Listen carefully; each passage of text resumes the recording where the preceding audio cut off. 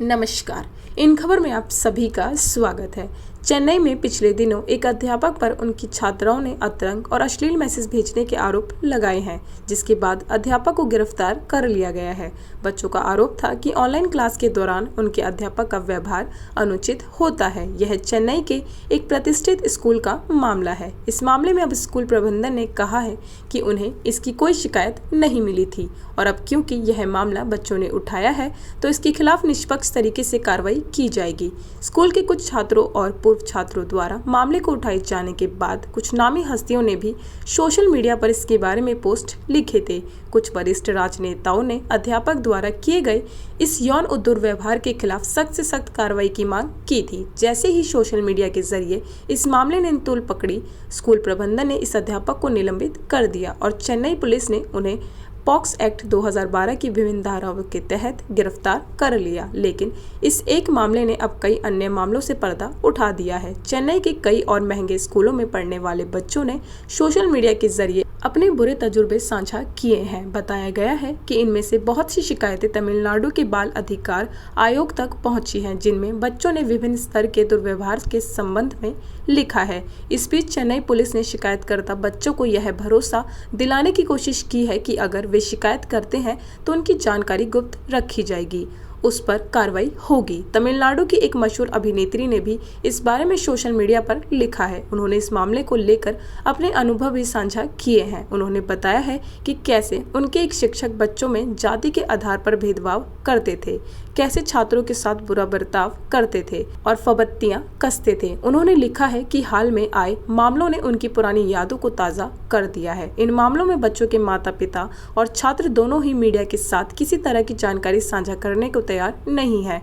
तमिलनाडु के शिक्षा मंत्री अनबिल महेश ने वादा किया है कि अगर शिक्षकों की गलती पाई गई तो उनके खिलाफ बहुत सख्त कार्रवाई होगी। उन्होंने कहा है कि इन शिकायतों को जमा करने और इन पर कार्रवाई करने के लिए अलग से कमेटी का गठन किया जाएगा। तमिलनाडु बाल अधिकार आयोग के सदस्य वी रामराज ने कहा, हमने स्कूल प्रबंधन को नोटिस दिया है। 4 जून को इस मामले में पहली सुनवाई होनी है। कई बच्चे सामने आए हैं जिन्होंने अब अपने साथ हुए दुर्व्यवहार पर बोलने की हिम्मत जुटाई है। ये शिकायतें बताती हैं कि इन स्कूलों में बच्चों की सुनवाई नहीं हो रही, लिहाजा ये बच्चों के लिए ठीक नहीं, बल्कि एक समाज के तौर पर भी हम उन्हें यह भरोसा नहीं दे पा रहे कि स्कूल से निकालने के बाद भी वह इस बारे में कह पाए। वे बताते हैं कि ग्राम और शहर स्तर पर बच्चों से संबंधित जो वेलफेयर ग्रुप बनाए जाने थे, उनका काम सिर्फ कागजों पर ही हो पाया है। तमिलनाडु में एक दशक पहले भी इस तरह का एक मामला सामने आया था। तब मंदुरै जिले के एक सरकारी स्कूल के हेडमास्टर पर 96 बच्चों के साथ यौन उत्पीड़न के आरोप लगे थे और उस मामले में पॉक्सो एक्ट के तहत मामला दर्ज हुआ था। बताया जाता है कि उस मामले में अधिकांश बच्चे चुप हो गए थे क्योंकि अन्य शिक्षकों ने उनकी बात नहीं सुनी, क्योंकि सभी हेडमास्टर से डरते थे। All India democratic women's association की तमिलनाडु इकाई की महासचिव पी सुंगाती बताती हैं कि कितनी मुश्किल से लेकिन मंदुरै वाले मामले में उन बच्चों को इंसाफ मिला था। उन्होंने बताया वो केस 2011 में दर्ज हुआ था और मामले को नतीजे तक पहुंचने में करीब 7 साल लगे। उस बीच कुछ छात्राओं ने केस वापस ले लिया था क्योंकि उसकी शादी हो गई थी। कुछ छात्राएं जो हर सुनवाई पर नहीं जा सकती थी, उन्होंने भी केस से नाम वापस ले लिया था। अंत में 96 में से सिर्फ 22 छात्राएं बची थी जिन्हें हर्जाना मिला। उस हेडमास्टर को 55 साल की जेल हुई। इंसाफ के लिए यह एक लंबी लड़ाई थी, लेकिन ताज़ा मामलों में भी इंसाफ के लिए लड़ा जाना चाहिए। वे कहती हैं कि कई बार पीड़ित पक्ष को अलग अलग तरीके से धमकाया जाता है और बहुत से परिवार होते हैं जो ऐसी मुसीबतें मोल नहीं लेना चाहते और वो मामले को कहीं बीच में ही छोड़ देते हैं।